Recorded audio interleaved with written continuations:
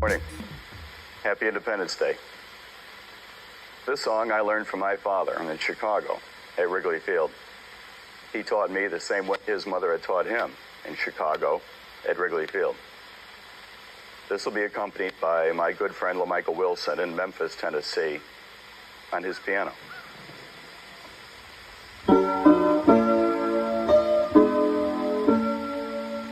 Oh, say, can you see by the dawn's early light what so proudly we hailed at the twilight's last gleaming, whose broad stripes and bright stars through the perilous fight, oh, the ramparts we watched were so gallantly streaming, and the rockets' red glare, the bombs bursting in air, gave proof through the night that our flag was still there.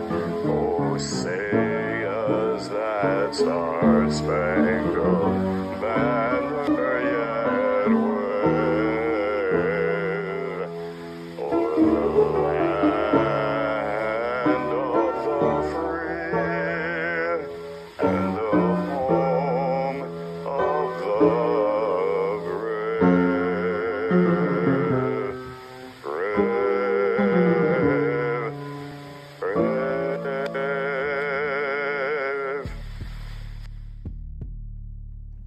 Ladies and gentlemen, welcome back to the least comfortable show on the web. It's The System Is Down. What's up, y'all? It's been a while, and I told him to delete it. I gave him the advice. I told him to delete it before I had a chance to download it. If you know, you know. If not, whatever. That's your guy, y'all.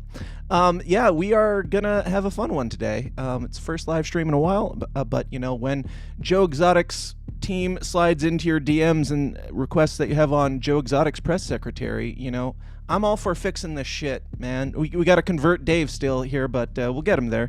We'll get him there by the end of this. Let me see if I remember how to do this. I know that we have an intro that we play typically. So go out, share the show with your friends, share it with your enemies, your loved ones, everyone, because we're gonna have a party. Let's get. Is it weird, Dave? Let's get weird. Let's get weird.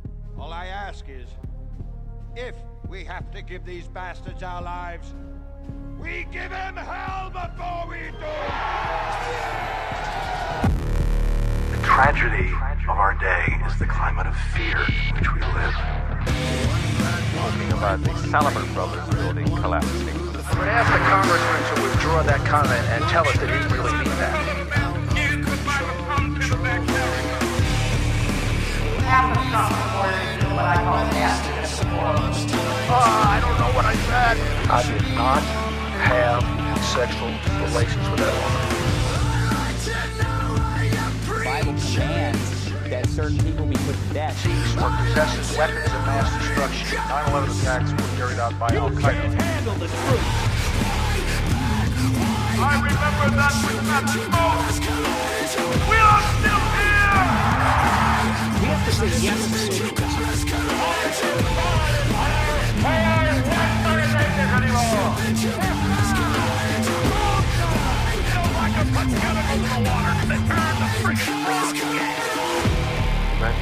No, tomorrow. It's a big club, and you ain't in it. It is indeed a big club, and you are not in their club, but you're in this club, which is why we thank you, our first and foremost favorite sponsors of the show, people like Melanie Roberts, Kimberly Owen, some new names. I've got to get some time getting used to this again. Bonnie Jeffers, Adam Choi, Andrew Chatteron, Zach Varnell, Aunt Danielle, Kimberly Owen, Andrew W., Zareth Anarchy, Keith Compston, Level Zero, Van Zant Media, Stephen Hartman, Carolina, Ryan something, Joe, John, Mary, Justin, William, all of you guys in the Downers Club, thank you so much for being here and being a part of this still, no matter how sporadically I release these days. Thank you for sticking around at patreon.com/thesystemIsDown. That is how you support the show, get more weird, more raw, more offensive, more content. We'll say weekly still. You get more content. You get ad-free versions of this either way. But get on over there, support the show. We're going to be doing an after party today, most likely, if we've got anything left to talk about. And, of course, we will have plenty to talk about today. But I'm joined, first of all, by the great and noble elderly Dave Casey. Dave, you are older than the last time I saw you, boy. Yeah, I've aged a lot in the 3 weeks that you've been gone. I blame you, actually, with the stress and increased anxiety levels. Yeah. Yes, me not coming here talking about how the world is ending has increased your stress. Yeah, then I only have myself. It's done the opposite for me, so Oh, so you've been touching grass? Okay, cool. I've touched a grass or two in the last few weeks. It's been nice. But, Good, man. Yeah, how's Delaware? Anything new going on in your neck? We're going to have the first trans member of the House here coming up pretty soon in Sarah McBride. Very excited. It's going to be on the ledger forever, so look for that.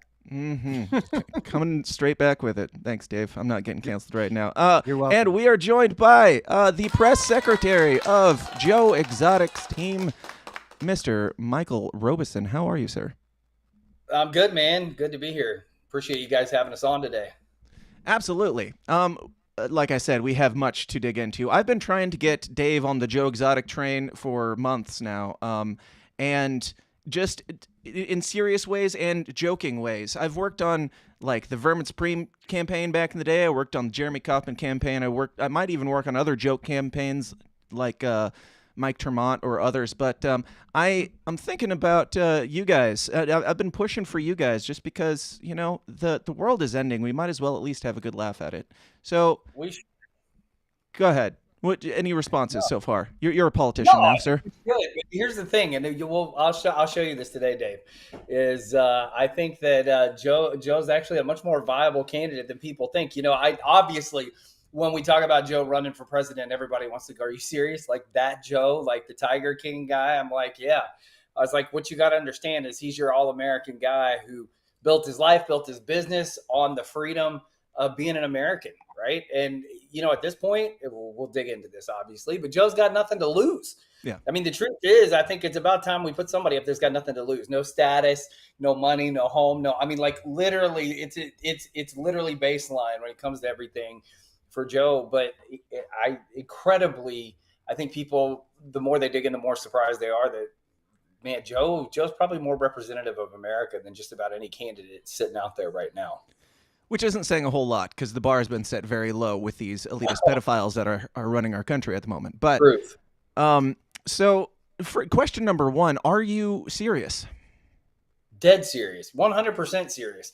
You know, I think it more than anything for those of us on the team and for Joe himself, it's so important for us to have these real and raw, honest conversations, right? These conversations about what is America? Like what was our foundation? What made America great?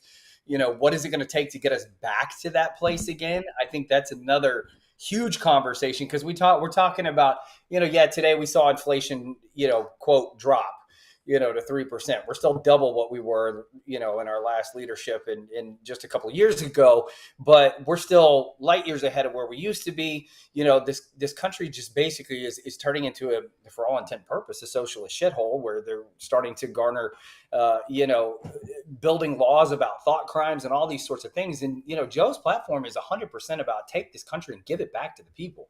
Let's be exactly what we said we were when we started, which is a country founded by the people and for the people, not the people serving some elite ruling managerial socialistic pedophile type of class of people who are up there thinking that somehow it's our job to earn money, give them our tax dollars so they can spend it on their international cronies out there to wash money and do all kinds of illegitimate, ridiculous, colluded junk that they're doing out there in the world and take this country back and actually do something for our nation. Yeah, I couldn't agree more so far. Maybe we'll just check in with Dave every now and then. Maybe he'll have a ticker on how much he's swayed over to the dark side. Dave, are you swayed yet?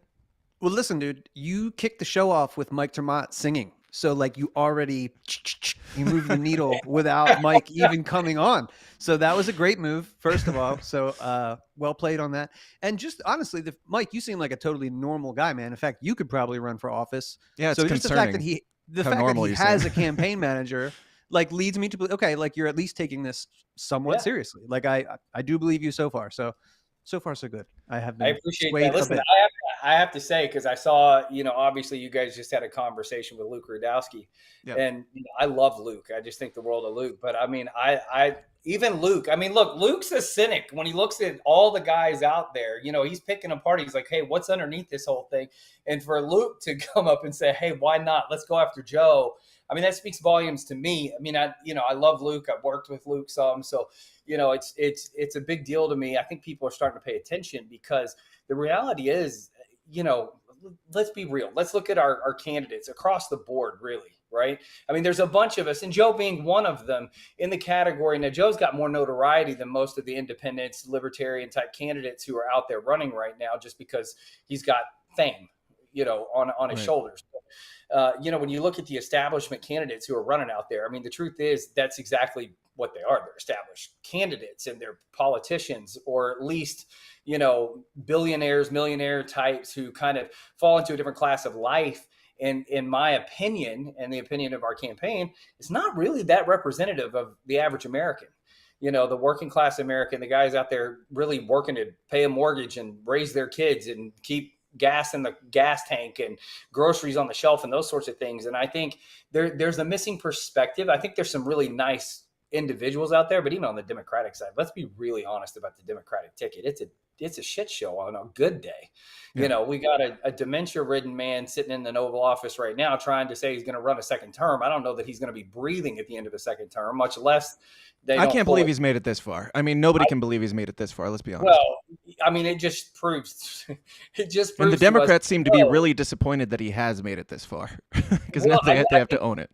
I think people are like, they won't quite say it, right? Because the establishment's not going to let people just come out and say certain things. And, and then, of course, all of us who say it out loud, we're some sort of weird conspiracy theorist or, doomsday ultra MAGA something or another that's, out there in the world. But, look at the other candidates in the poll. I mean, you've got Marianne, who I've met, and she's a super nice person, but like, come on. Like, I just don't see that. Like, you talk about ultra green conservative, save the planet junk. And then you got RFK, who, for the most part, I like a lot of things that he says. I appreciate him speaking out on things like the vaccine and all of the things that are out there. But can we be real? Like, when your uncle and your dad have been killed by the CIA, you talk about it like this, you're going to put yourself into office. Don't tell me you don't have some sort of agreement with somebody deep, somewhere down there we go. in the system. I got Dave going. Oh, Mike. Did we just become best friends? And I mean, and then really at the end of the day, like the Republican ticket, I mean, I don't get me wrong. Quite honestly, I'd like to see Trump go in and play a vengeance run for 4 years. I mean, if that's how he's going to play and just swing the bat for 4 years and clean house that way, because he's not looking for a second term, great. I'm all for that. But everybody else, to me, on the Republican ticket is just trying to get underneath his shadow and poke their head out from one side or the other. I mean, I've never seen screwier campaign tactics and I keep seeing coming out of the DeSantis campaign. And I know some of the team at the DeSantis campaign, I think there's some good people down there. So it's certainly not saying they're bad people. I just, it's establishment. They're doing some shady shit, certainly. Like much shadier than I expected to see out of his campaign. Yeah. But I mean, look at who they hired. Most of the people that are behind the deeper part of his campaign, I mean, these are the people who helped the Clintons, the Bushes, the Obamas. These are establishment politician, in the system kind of things. And I just go like, you can tell me all these things you're going to do different, but if everything you're doing is the same and all the people surrounding you are the same, and like, come on, like really, you got to sell me a better bill of goods than just a bunch of talking points. I mean, again, it's like the Democratic ticket. There's a clip floating around the last couple of days in the Twitter sphere and a couple of places like that where you had Truman giving the same talking points that we're hearing Biden get up and talk about every year in a State of the Union address. And you're like, man, if the Democrats are going to come up with anything better, like we've been saying this stuff for almost 100 years, like, come on, let's get to a better talking point. Let's actually do something, because all we've done is talking points and then run this country into an absolute dump over the last 100 years. We've dismantled the good values that made America what it was. Yeah. And quite frankly, it's time for somebody going and just, I mean, like fix this shit. Fix this shit. Exactly. Preach. 100%. Now, I do have to ask briefly on the Kennedy versus Joe Exotic debate. I want to dig into that for just a second. If Joe Exotic was not in prison and he went to PorkFest to give a speech, would he insist on having a gun-free zone for his own security? Oh, I think so. I mean, you think he would insist on having a gun-free zone? All right. I think that I yes and no. I think that he would, because I mean, let's be honest. Like, people either love Joe or they hate Joe. I mean, the entire character and persona of Joe is built on this idea that people are after Joe. But he doesn't seem like a gun grabber type. But I'll tell you this: Joe's at this point in his life, I can assure you, Joe's not necessarily willing to walk up there without his gun strapped right to his side like he always has been, because again, for him, and this speaks to the average American out there, it's his right. Yeah. It's his right to protection. It's his right to freedom. And I think, would he be more likely to say no guns allowed at the event, or would he be more likely to have armed security and be armed himself? I would think it would be armed security and armed himself.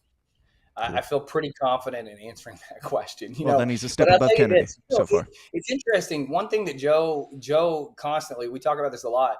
We get so caught up in these derisive, ridiculous minor issues, and I'm not saying they don't have a conversation that's worth having, right? Whether it's the race wars in America, sexuality, guns, all these different things. But of course, they're taking Americans' eyes off of what's really happening behind the curtain.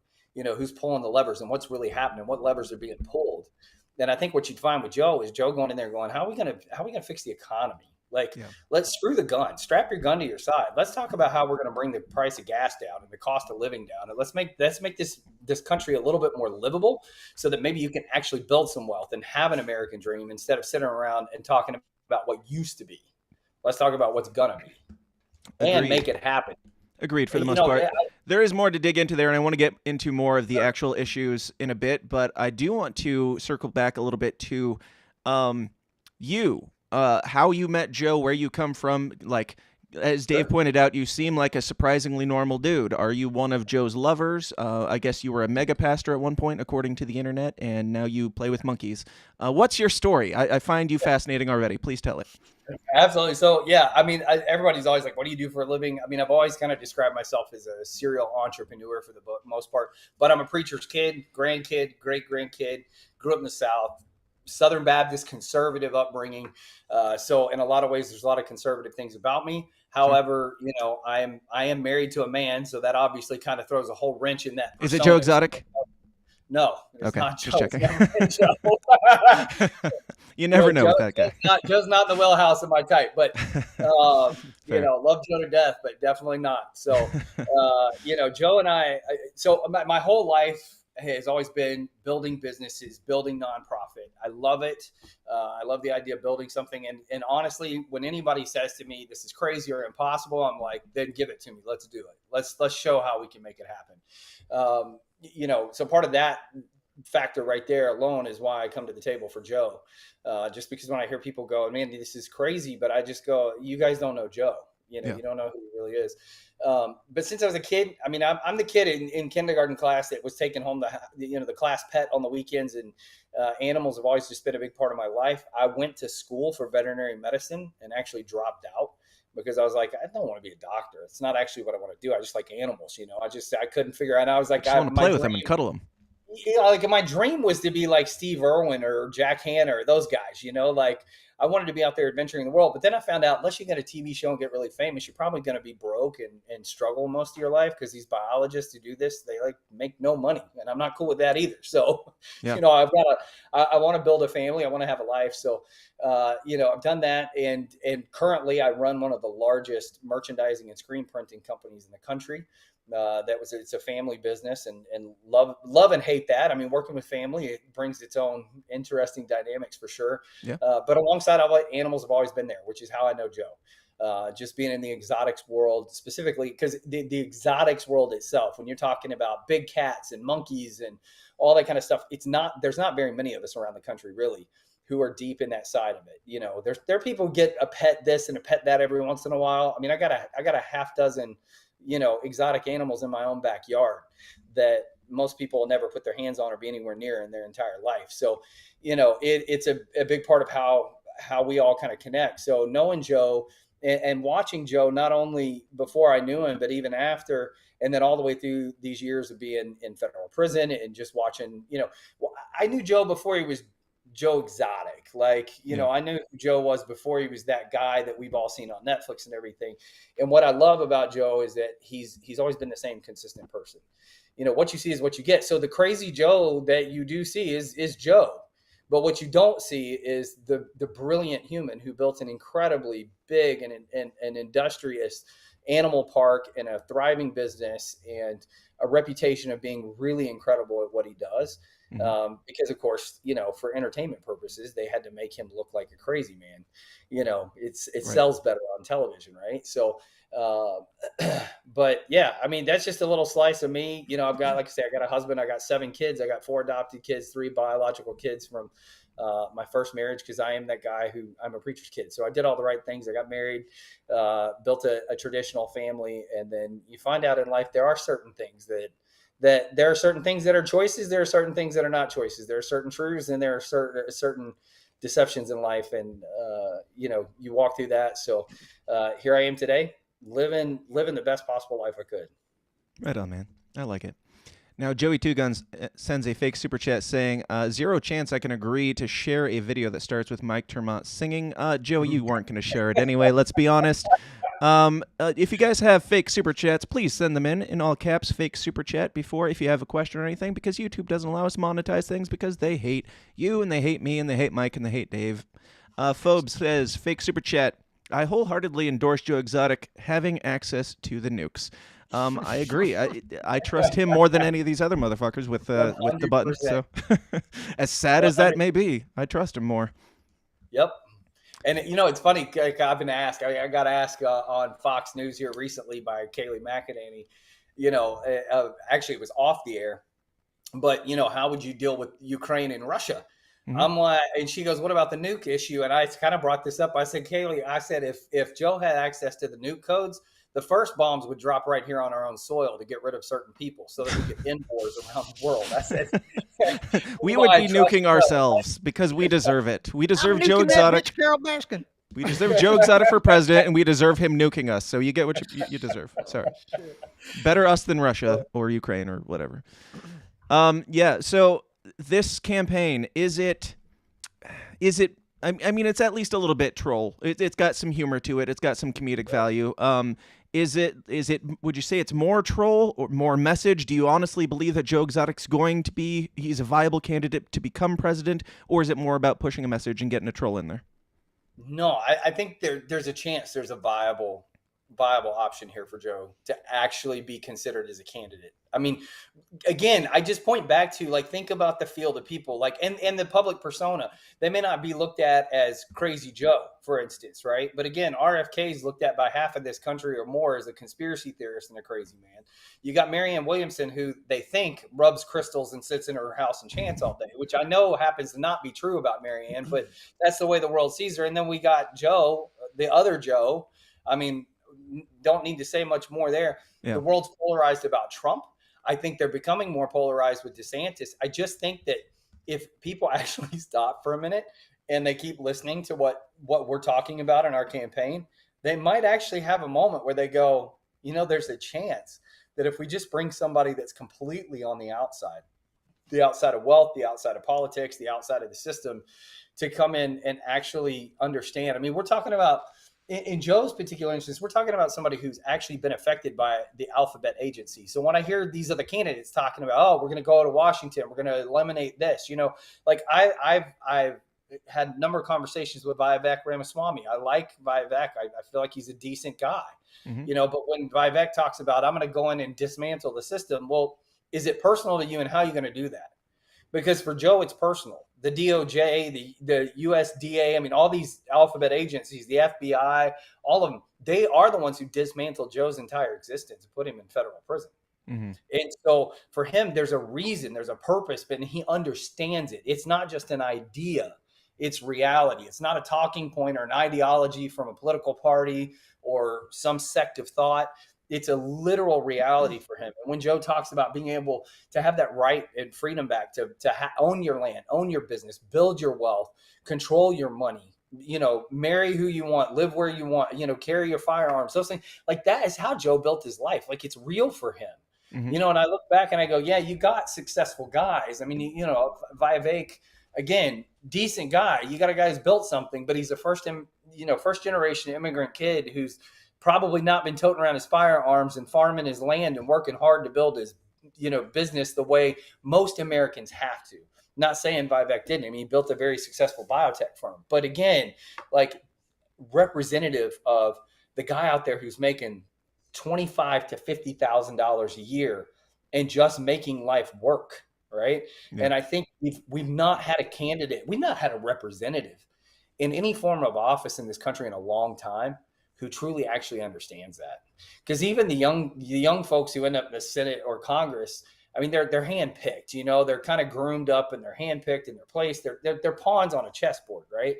And I think that we've got to get back to where we started as a nation, which is, how do we find the guy in this part of the country that can represent us as that congressman or senator who understands what it means to farm your land, to build your business, to raise your family here? What does it look like to fight hard, to do something that matters, but also is connected to people enough to be able to think about policy, to be able to think about decisions and movements for our country's leadership that actually affect the average guy who's doing life across this nation.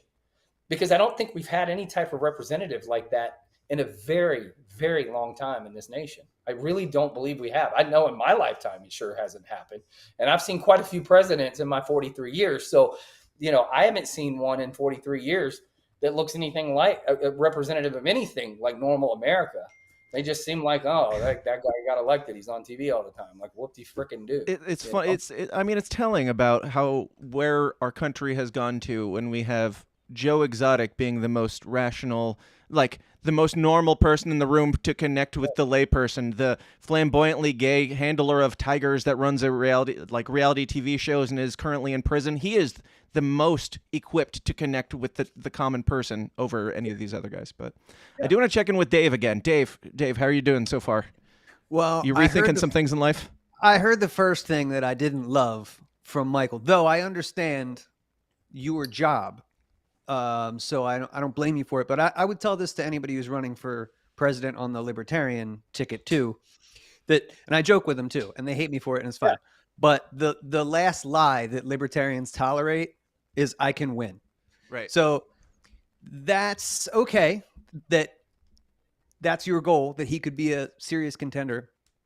But to me, at least over here in this third party, which Joe was at least entertaining a little bit ago.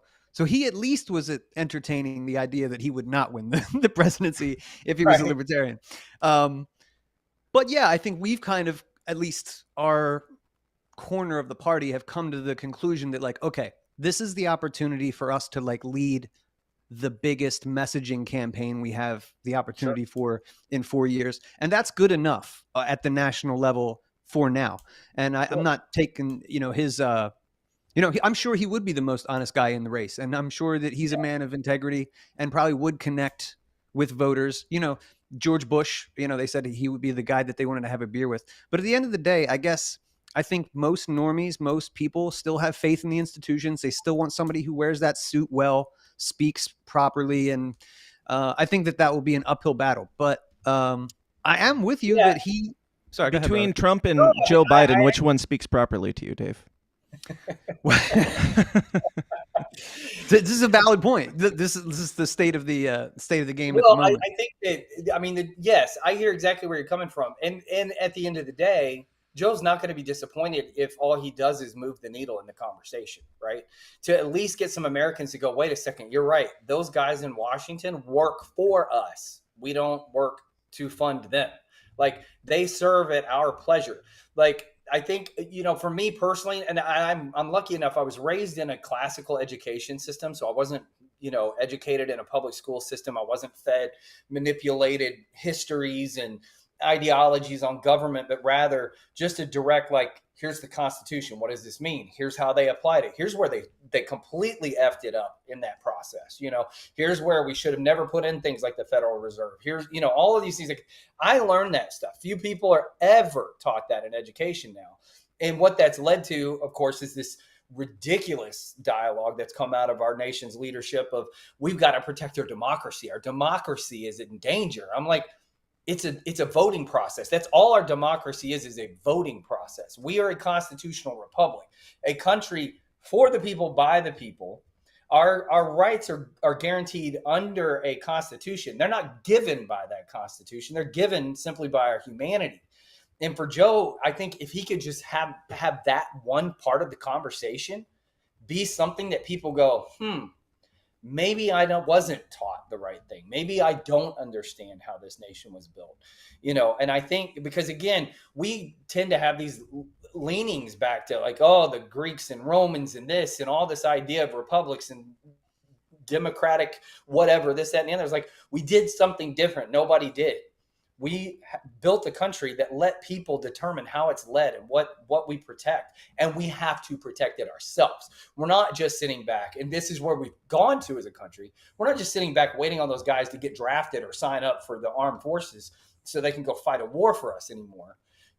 But that's where we've gone to is a mentality like, oh, well, the guys who wear a uniform and carry a gun, they're the ones that protect this country. We've forgotten it's the pitchfork revolution that needs to happen. It's not going to be pitchforks anymore, but it needs to be a conversation and go, this is my damn country. These are my freaking rights. I'm going to stand up for it. I'm going to quit letting somebody tell me what I can and cannot do. As long as it does not harm and endanger the lives of other people. This country was supposed to be free by the adjudication of the people. And so I think, if anything, Joe wants people to have that conversation. Because again, you look at Joe's own story, they dismantled all of those things Joe built under the overbearance of government. And what gets me is this legislative action that comes from the alphabet agencies, from non-elected officials who actually have no legislative power. And yet they put all these rules and regulations that allow them to dismantle somebody's life. And I think for Joe to be able to just point that out, if people could look at Joe in this entire conversation and candidacy and go, wait a minute, and Joe says this all the time. It's Joe's words and not mine. But if they can do it to Joe, they're going to do it to you. There's no question about it. The thing that we all have to ask ourselves is, at what point do I get in their way? Like you said, whether there's somebody standing in the way of anti-abortion, pro-abortion, trans rights, any of these hot topic conversations, racial issues, all these things in America, like, it's not race that's tearing this country apart. It's not sexuality that's tearing this country apart. It's not the trans issue that's tearing this country apart. It is the deep state separating the ultra elite wealthy from an American. Because it's really hard for me to look at the ruling class elite that have kind of garnered all the power in this country and go, oh, they're Americans. Like, I just look at them and go, they just happen to live in America. Like, it's that weird globalist thing that's happened. And I think we have to stop and go, we're not a global country. Like, yes, we opened our borders and said, come on, build your life here. But when you show up here, you're gonna have to fight for the freedoms you want. You're gonna have to fight for the rights that you want. You have to build your life. We're not gonna pay for it. We're not gonna fund you. We're not gonna make it easy. You're gonna have to work for it. And one thing that Joe and I have talked about a lot is, for Joe, another pivotal part of the conversation, I think we want people to come more attuned to, and we're starting to talk about a lot more, is getting rid of this bullshit blue ribbon society that we built where everybody gets a free pass of some sort. Everybody wins. Everybody's equal. It's like, that's not real. There's nothing about that that's real. And without failure, we don't grow. Without failure, we don't get stronger, smarter, better at what we do. And I tell everybody, like, look at all the wars we fought just for our independence. We didn't win every battle. If we won every battle, there wouldn't be a history to it. There wouldn't be a great story to tell. Like, oh, we kicked the British's ass in the American Revolution. Like, that didn't happen. We have ultimately won, but we took some ass whoopings along the way. We had to fail to get there because we had to struggle to make it to the front. And I think we got to remind America, this is not it's a land of opportunity, but opportunity doesn't come without hard work and sacrifice. And sometimes you win and sometimes you lose. It was a lot of very good political talk points. You're doing your job well. Dave, I want to get a quick response from you, and then we're going to jump to a quick ad break, and then I want to talk about some LP stuff that was briefly mentioned here. But Dave, do you have a response to that before we do? Yeah, I kept thinking, I'm wondering why you guys chose the Democratic Party. Because, Mike, I love most of the stuff that you're saying. And I want to dig into that more after this, because that'll tie into a lot of what I want to talk about. So let's jump to a quick ad break, and we'll be right back. We live in a new age, and it's time for us to upgrade. are tinfoil hats. Operation Tinfoil is a freedom-focused small business and trusted sponsor of this show. Their super comfortable new line of beanies and baseball caps will not only crown your skull in style, but each of these dome defenders is lined with a silver mesh that blocks up to 99% of EMF radiation from cell phone towers, Wi-Fi, Bluetooth, and yes, even 5G. We don't know what EMF radiation does to the brain long term, but neither do they, so don't be their guinea pig and don't wait around to find out. Get your stylish tinfoil hat of the future today at gettinfoil.com. Use the promo code SYSTEM for $10 off your order. Again, that's gettinfoil.com. Use the promo code SYSTEM for $10 off your order. Today's episode is sponsored by Astero's Cybersecurity Services. These days, organizations of all sizes are targets for cyber criminals, disgruntled employees, or even nation-state attackers. Astero's performs cybersecurity services providing expert guidance to help organizations defend against threats and protect their data. Astero specializes in penetration testing, where they perform ethical hacking on networks, web apps, or organizations as a whole to simulate what an attacker would do and plug the discovered holes before anyone malicious finds and exploits them. Asteros also specializes in vulnerability management, security awareness training, phishing simulations, cloud security audits, compliance readiness assessments, and much more. As technology expands, it becomes easier and easier to run a business, but if your security is not growing along with your company, then you're going to run into problems. If you don't personally have a company of your own, definitely pass this information along to someone who does, because for a limited time, Asteros is offering companies an attack surface audit completely free. Let Asteros discover potential entry points to your network and how susceptible your company or organization is to cyber attacks. To learn more and to take advantage of this essential offer, just go to asteros.com/free. That's Asteros, ASTEROS.com/free. And we are back. Welcome back, everyone.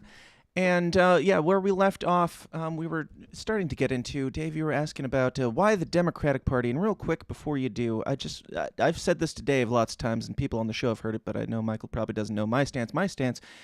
So for those that don't know the history, Joe he dipped his toe in the libertarian water because he's run as a libertarian in the past. He dipped his toe into the libertarian water and was soundly rejected by certain people in our party and decided to go over to the Democratic Party. And I supported him even more once he moved over to the Democratic Party because, if he wants to push a little bit of libertarianism while fucking their shit up, even better. Like, we've got our shit's a little bit more delicate than theirs, and theirs needs a little bit more fucking up at the moment. But I do want to play this quick clip. This is from an upcoming conversation I had with Angela McArdle at PorkFest the last couple of weeks. Here's a brief moment. Now, something happened recently that the Libertarian Party did. You in particular, a complaint that I have, actually. My biggest complaint is that you forced the best candidate out of our party just on a whim without even giving him a chance, Mr. Joe Exotic 2024. Mr. Joe Exotic. Yeah, candidates like Joe Exotic tend to suck all of the oxygen out of the room and make us more like the party of James Weeks. Yeah. And I was not excited about that, and neither were the rest of our candidates and people in leadership. So I did a little aggressive twittering at Joe Exotic. Yeah. And he decided to leave. But you know what's really tragic? Some aggressive twittering of Joe Exotic too. All right, that's good enough. So that's that. I don't know, Dave, if you want to finish your question, if it ties in, or Mike, if you want to respond to that, whoever. No, go ahead, Mike. Well, so, I mean, to really answer the question, I mean, honestly, that moving over, I think, is because Joe wanted to be in a position not just to move the conversation. I think it's more of a signal to say, I really am trying to be all in on this thing to try to go for it. I mean, Joe has no dissonance with the Libertarian Party or any belief or principle ideology with the Libertarian Party whatsoever. I think it's more of getting past that initial primary if it's possible. I think his chances are greater being on either a Democratic or Republican ticket. And I think for Joe, honestly, the Democratic ticket, and I'm saying this just on subjective assumption out of talking to Joe many times about it, the reason he didn't file to the Republican ticket, A, doesn't want to get lumped into the MAGA thought crowd, but B, he also doesn't want to crowd the arena with Trump, because if Joe were voting, he'd cast his vote for Trump today. Sure. I know that for a fact. And I think out of respect, I think he thought, I'll run on the opposing ticket.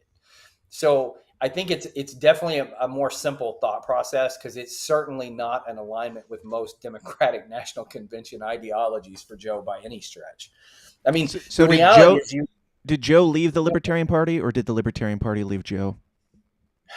Good question. I'm not sure that I have the full answer to that. They didn't welcome him with open arms, which I was a little upset about. Yeah, I think the Libertarian Party did leave Joe, but I think Joe did the same thing. But I think it's a mutual parting of ways in for a lot of reasons. And I think you're exactly right. I think just like everybody else in any party at this point looks at somebody like Joe and goes, well, how's that guy running? I mean, the first question people are trying to get over is like, how does this guy even run from federal prison? Like, again, this shows the vast majority of Americans have no clue what their constitutional freedoms and rights are. Personally, I want Joe Exotic to be running from prison versus Joe Biden running from prison versus Donald Trump running from prison versus Maj Touré, let's be honest, probably running from prison. Right. Yeah, no, totally agree with you. And I just think that for Joe, I think because people continue to look at that, I honestly, I think it's interesting because really you think about the cast of characters who have run on different tickets over the years, you know, and even as a kid, I think back to those days of watching like Michael Dukakis and some of those. And I mean, I wasn't even old enough to really have the processing to understand, like, what are these guys coming from? What are the politics?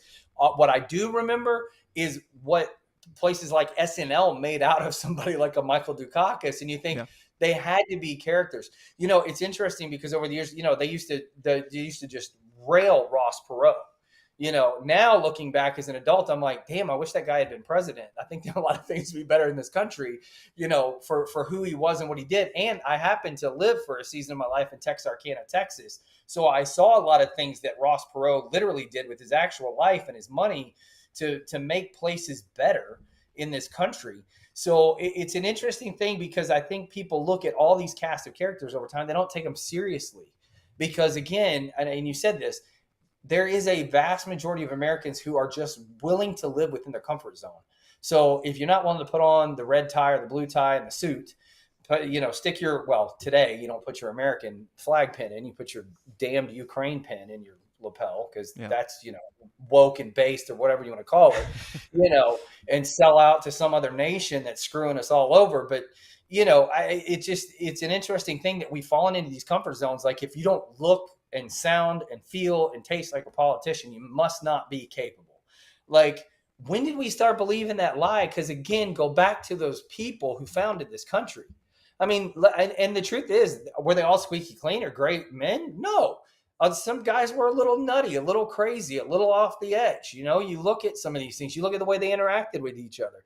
When guys were putting things together for the Constitution, they argued back and forth. If you actually read the letters they wrote to each other and they push back and like, man, you really screwed the pooch on that one. Like, you didn't do that right. You should have written this. You should have done that. You know, like, that's the type of government we need. We don't need this in here like, how do we get all these lobbyists in here and make everybody happy and make sure my family can invest in this and build this generational wealth and do all these things. And, you know, how do I get a bronze bust stuck in the rotunda? Like, quit worrying about that shit. Let's look at America and say, how do we relate to the people? Again, and I think that's where I think if we just have enough conversation, people pause.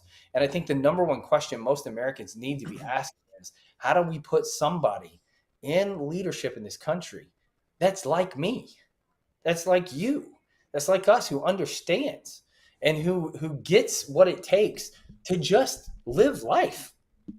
Like, it's not about, I think we got too comfortable in the American dream. You know, we talk about things like the fourth turning, and you talk about how, you know, by the third generation of those who struggle, their ancestors get lazy because they've been provided for. There's some generational wealth. They don't have to work as hard. They don't have to suffer as hard. And usually by the third or fourth generation, you know, you kind of have another turnover. I think we're there. I'm just going to be curious because I don't think we're going to fight wars on our soil anymore. You know, when I hear dialogue in the conservative world, like, oh, we're on the cusp of a civil war in this country, whatever that looks like for us as a nation, I think it's going to be a lot of ideology and social division, not so much a let's go back out to Gettysburg and fire off some guns and cannons again. You know, I just don't see things like that happening. But who knows? I mean, human nature is human nature. At some point, it may come to blows like that. But I think we avoid that when somebody goes, how does somebody get in there who understands I'm busting it? I'm just trying to keep my head above water, because most of this country, the vast majority of Americans are barely making it. Yeah. And few people really have an honest conversation about that. Now, the vast majority of everything you just said, I agree with, but I feel like it could be said about any candidate by their press secretary. Like a guy who relates to you and understands you and is a normal guy. I mean, Donald Trump's people push the same thing. I just, for the layperson who's listening, who is familiar with Joe and his antics, it might be hard for them to wrap their brain around this. Oh, Joe's just like you. He's a celebrity tiger handler guy just like you. Like, it's a bit much. Definitely makes the removal of that. But here's the thing, I think, and actually if people went back with a different filter and started watching Tiger King again, and just looked and realized, like, Joe's honest in that. Like, if it wasn't for donations from places like Walmart, the sanctuary sometimes would struggle to feed the animals. Why? Because he's struggling to build his life and his business and his world the way he wants. It wasn't about, Joe's never had access to millions of dollars. He's never been super wealthy. He built like everybody else, like every other small business owner in this country. There's times that are good and times that are bad. There's times you're trying to figure out how you're going to make payroll or how you're going to keep the lights on. I mean, it's just a reality. And that's really Joe. He really does understand it, and he's also the guy. It's not like he grew up working in the animal world. The guy served as a cop. I mean, he served in a couple of different career paths before landing in that place to build the animal park that he built. So he understands trying to figure it out.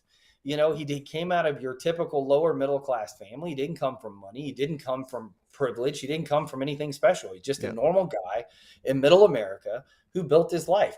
And he just happened to be enough of a character that some executives sitting around a boardroom after many other groups and other networks that actually turned Joe down for his idea of having a show. Somebody went around and goes, hey, we can make this crazy cast of characters famous, and they happen to do it. And they drop tens of millions of dollars in marketing, and voila, we have Joe Exotic the way the world knows him.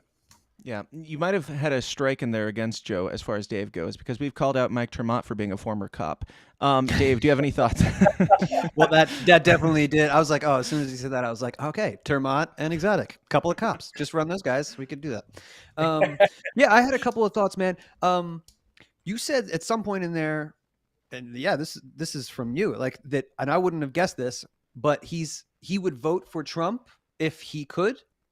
Like that, more than anything else. So. Listen, the crazy stuff on the crazy antics and the way he is and whatever that kind of clown world stuff, I don't think will hurt you nearly as bad as that quote amongst Democrats. So like, if you're trying to be a viable Democratic candidate, then I think that might. From an honest perspective, I support it. Yeah. A Democratic candidate who would vote across the aisle. Listen, I wrote that down too. I am absolutely pro-infiltration. Ron Paul said the libertarian philosophy should infiltrate the Democrats, Republicans, and the libertarians, meaning get that in all the parties. So I'm totally pro that.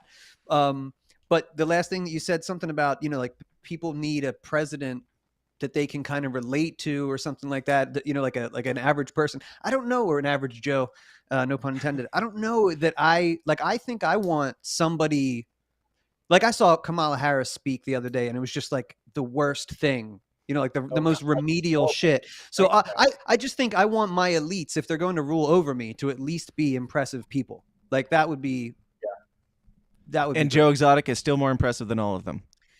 This is, again, the sad state of affairs. Whereas this is a true statement. It's a silly problem to have, but yes, it's true. I agree with you. It's interesting, and I don't disagree, actually, in regards to the statement about Trump. What's really interesting is, when all of the indictment stuff started with Trump, I said to Joe back and forth, I was like, I think maybe you should, join the conversation, because I'm really just wanting to get Joe more traction in this conversation about candidacy. Because all these candidates are like, yeah, I'll pardon him on my first day. And I'm like, Joe, we need a statement. Joe's exact words are, I ain't pardoning that bastard on the first day. He can sit his ass in here for 60 days and feel what everybody else gets to feel. And then maybe I'll give him a pardon. Based. So as much as he might respect and support him, he ain't like, it isn't as pro as people would like to think it is. Because I was like, whoa, I'm not sure that's the conversation we want to have out loud. And yet it's rational and I totally understand it. Because again, go back to what I said before.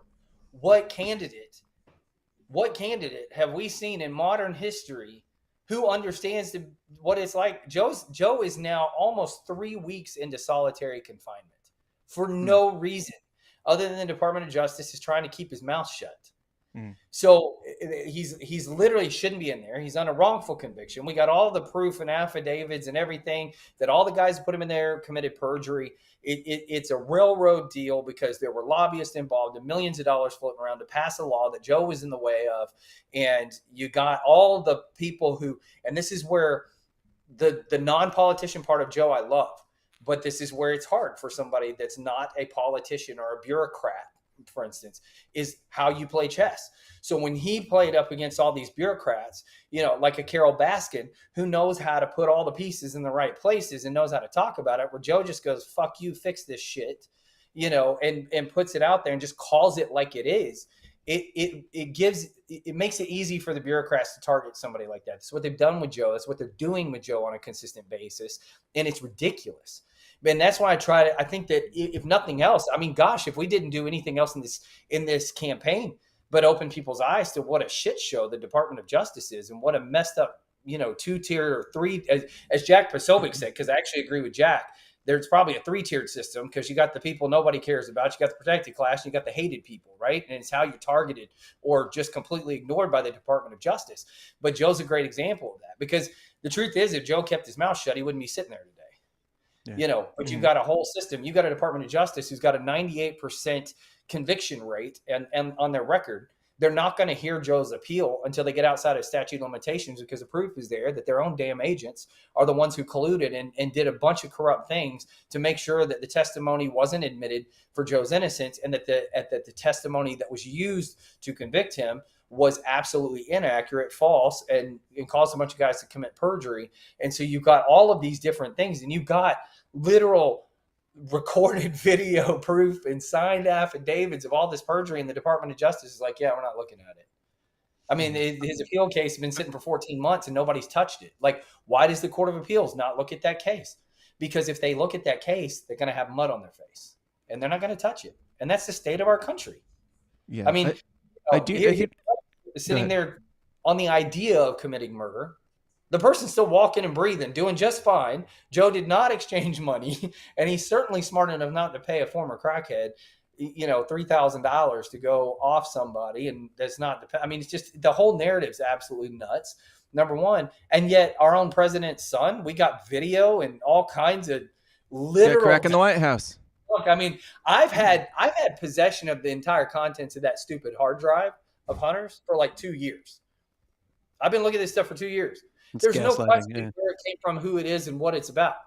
Yeah. I mean, there's so many crimes that I've looked at in this thing. I've seen way more Hunter Biden dick pics than I ever intended to in my life. And dick pics, it's like the underage prostitutes or whatever they are. It's the amount of drugs, all of this stuff, and you got him running around. No big deal. And I mean, come on. How did cocaine end up in the White House? I mean, they're either using it to keep Joe moving so he can actually talk when he gets to the podium, or it's Hunter's. I mean, Kamala Harris looks like she's on crack too, and maybe you think everybody up there. If she was actually doing bumps before she went on. Well, not if she didn't start out articulate. It just amplifies the inarticulateness. But I do have to ask. So you bring up Joe's case, which I understand that that's a big part of this. A lot of the issues that Joe is running on is like prison reform, criminal justice reform, qualified immunity, stuff like that. So stuff that's very personal to him. It's perfectly fine if it is, but I want to know, like, is it a grift to get him out of jail or to get people to pay attention to his wrongful incarceration? Because I'm perfectly fine with it being that. Me too. I am perfectly fine with that too. Yeah, it's not a grift, but it certainly is a tool. Let's put it that way. Yeah, I wouldn't call it a grift. It's legitimate, because I think Joe, if he knew nobody was ever going to hear his appeal, we'd still be in this campaign. Yeah. Okay, so it's not a grift, but certainly I think that it is a piece of why there is a campaign. I would say that to any libertarian candidate too. Like, this should be good for you and good for the party. So I would say that to Joe Exotic. If this is good for you, if this can help your case and help America, whatever, get the message out or win elections or whatever. In fact, I'm pushing for Ross Ulbricht, who is also in jail, has been for 10 years. Ross Ulbricht, Joe Exotic 2024. That's what we're pushing. Run for president. I mean, that could make the whole case. So yeah, I'm pro that. Absolutely, and I think you're exactly right. I think that's without any apology to the whole thing. I believe too that is a big piece of the conversation that we're having in the campaign, to go, listen, Joe, hey, if somehow he did find his way into getting this election, I mean, his first act is going to be to pardon himself, but then to look at the system. And I think that's another part of it. And I do think that's a big conversation in this country that needs to be had. I mean, let's be real. We got guys sitting in prison 20, 30 years in for carrying an ounce of weed around in states that it's now legal to go smoke and have fun. And yet they're going to rot away in prison at $70, $80, $100,000 a year of federal taxpayer money that's funding a privatized prison system. That's the biggest screwed up, jacked up, legalized human trafficking organization on the planet, right? So I think it's definitely the worthy conversation, and who's better to talk about it than the guys who are sitting right in the middle of it? Absolutely. Now, two-parter question. If we could get a Ross Ulbricht for president, would Joe Exotic run as VP? And bonus points, if that were to happen, would you be willing to step down as press secretary for the campaign if we could get, what's his fucking name? Shit. WikiLeaks guy, Julian Assange, to be the press secretary. Are you kidding? That's not even a question. That's the one thing I have gotten Joe to commit to is 100% commitment to pardon Snowden, to pardon Assange, and a whole list of guys, right, who are just basically political prisoners of sorts, in the agenda. But are you kidding? Yes, all day long. Any of those guys. I'm here. I volunteer for Joe to use, and in fact, somebody asked me the other day on another radio show, like, how did Joe convince you to do this? I said, Joe didn't convince me. Joe didn't ask me. Joe told me. Here I am. So, Joe just knows that I'm that much of a friend and that willing to get out there and talk about what's going on. And part of it is just my own personal love for this country. I'm sick and tired of seeing it run into the ground. It's ridiculous. And I think what bothers me is the lack of deductive reasoning and freedom of thought that most Americans are walking around with. And it just speaks to the shitty state of our education system. And, and again, the degradation of freedoms in this country is people really don't believe they're as free as they talk about. Mm-hmm. It's like, oh, I can't say that. I mean, look at what they're doing in Michigan now. They're getting ready to pass a law that if you misgender somebody, you can spend 5 years in jail. Like, what the hell is this? Where are we going? Like, And who, I mean, it's unbelievable to me, and obviously Joe has his own trolls, his own enemies, right? And that's what was so complex about the conversation with Carole. But the truth is, Carole had First Amendment rights to say whatever she wanted to say about Joe, just like Joe had First Amendment rights to call Carole a bitch. I mean, like, you can't adjudicate those things. I have my own set of haters out there. They can't stand me. They say shit about me all the time, but the truth is, that's their First Amendment right. So I can either let it bother me or I can just move on and live my life and go, hey, they live in the same free country I do. They got the right to say it. I mean, I like it, but welcome to America. Absolutely. Now, guys in the chats, we are going to jump over into the after party here soon. So if you have any fake super chats, any questions you want to get in under the wire before we jump over, please do so. Mike, I want to ask you if there's... Now, in the after party, I would like us to push deeper into Dave and convert him completely, like complete his conversion therapy over there. We'll save that for there. So if there's anything else here in front of the paywall while the super chats or nothing comes in, whatever, if there's anything that you think absolutely needs to be said, like anything that you want the lay listener that's not going to give me a dime of their money, no matter what I do, the freeloaders. If there's any final message you have for the freeloaders, feel free. You got it. Absolutely. The main thing I would tell folks, get over to joeexotic2024.com.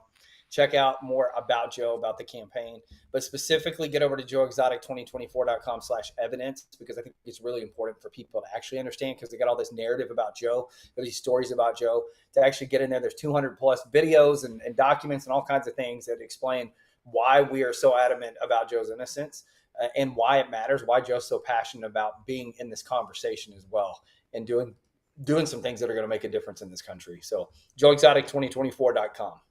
Awesome. And I do have to ask also here, while the public is watching, I've reached out to the Exotic campaign offering my services as video, and maybe the chats can speak to my video work or not. Maybe I don't know if you're going to leave me high and dry, folks. But I lend my services to anybody who's willing to troll the system, whether I agree with them or not, and anybody who is even the slightest bit libertarian, certainly. And I would love to work with you guys if you're interested. And this is my official begging, public begging. There you go. Okay. Well, begging is heard and received, and we'll make stuff happen. I'll send you some stuff. Let's talk. Now, I hope I'm not doxing anybody here, but my real fake name says Joe Exotic, P.O. Box 1073, Granger, Indiana 46530. Send your cash. Do it. Is that correct, or is that just like his own personal P.O. Box? I don't know who that is or what that is, because that's not Joe's inmate anything. Send hate mail to my real fake name at P.O. Box 107. All right, you got it. Joe Exotic TV says, hashtag fix this shit. Absolutely. Gustav de something says, my vote depends on if the candidate is pro-recreational nukes. Can you speak to Mr. Exotic's stance on pro-recreational nukes? I mean, I kind of think I did. I think that if Joe was going to be pushing a nuke button at will, there are some destinations right on our own soil that maybe need to be wiped off and started over again. and I can think of a few zip codes. Could you be more specific? Like down to the names, specific names and addresses. Just kidding. P.O. Box. Yes, my real fake name says this P.O. Box. Just kidding. Sorry. Go ahead. I love it. But I do think, I hear you. I think going back to the fact that actually, here's what I'll say about Joe. And I think people miss this. Joe is 100% alpha. Like, he's an alpha male. Like, he's going to take the world by its horns, right? Like, that's just the way he's wired. That's how he built his life, right? But I also think that there's a lot to that when we look at our country and our leadership, that somebody's just got to grow a step up, and have the balls to do some shit around here that makes a difference. I think it's all great that we can talk about all these things, but man, I'm telling you, it's deeds and not words. We got to get some action moving. And if we don't, what good does it do? And I know it's a battleship to steer when you talk about public policy in Washington and everything, but there are a few tricks up people's sleeves that nobody's been ballsy enough to pull. I mean, you Schedule F and wipe it clean. At some point, that's where I think we find civil war break out in this country. You said wipe it clean. We got another one. Which federal agencies would he keep? Define wipe it clean. I can't tell you a single federal agency that would remain. I honestly, I'm telling you, I think in Joe's purview, and I'm saying it from mine too. This is why Joe and I align on a lot of things. I think there's a giant reset button somewhere that needs to be hit, and we need to back it up. Agreed. One last one, then we're getting out of here. Fake Super Chat. Time Continuum says, fake Super Chat, would he abolish taxes and the IRS? I feel like we kind of touched on that, but go ahead. You get rid of the IRS. Now, here's the problem. Taxes serve a purpose, but taxation without representation or over-taxation doesn't make sense. But I think, again, remember, this country was built on an interstate financial agreement so that we had an economic exchange between a number of states. Of course, that number has increased over the years to work together. But even that is where we started to break down. When people started going, oh, well, you trade your cows to this guy in this state, I'm going to garner that, and we're going to take taxes over here and over here. Those are the things we got to take a look at and go, wait a minute, I think we went too far. Like you have, the states have to have autonomy. We have an interstate exchange, financial, economic agreement to do business together and to fight for our borders together. But we shouldn't have the right to overtax one another. Maybe in the after party we will also argue about whether or not taxation is theft. Let's get out of here. Let's jump over. Leave them on a cliffhanger. Michael, one more time, where can people find you and stuff about Joe Exotic and his campaign? Absolutely. The best place to go, obviously, you see my at the bottom of the screen. They can connect with me on Twitter at Michael Robison. But most importantly, they can connect with Joe Exotic at joeexotic2024.com. All of his socials are there. Connect, follow. You'll get a laugh for sure. You may even get a little bothered at times, but that's Joe.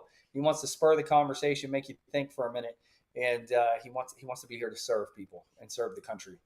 Right on. Thanks for being here, man. And Dave, where can people find you and the shit that you got going on?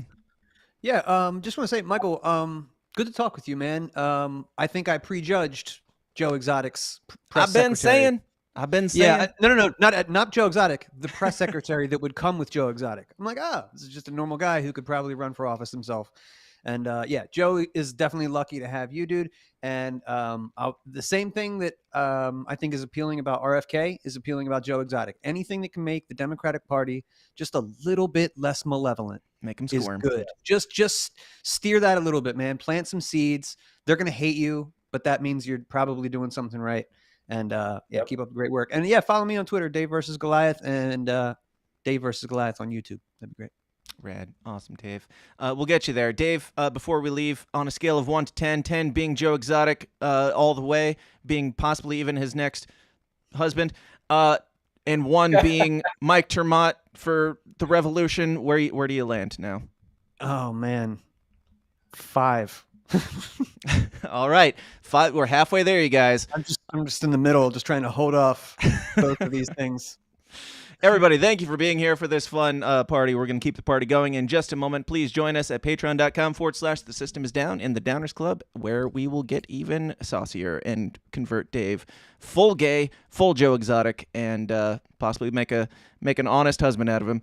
All right. Talk to you guys next time. Until then, question everything. Stay uncomfortable. Talk to you then. Bye-bye. Welcome to the system, everyone's a victim. Doesn't matter if you're black or white, it hates you all. Here inside the system, violence is a symptom. Fighting for what's right, but somehow everyone is wrong.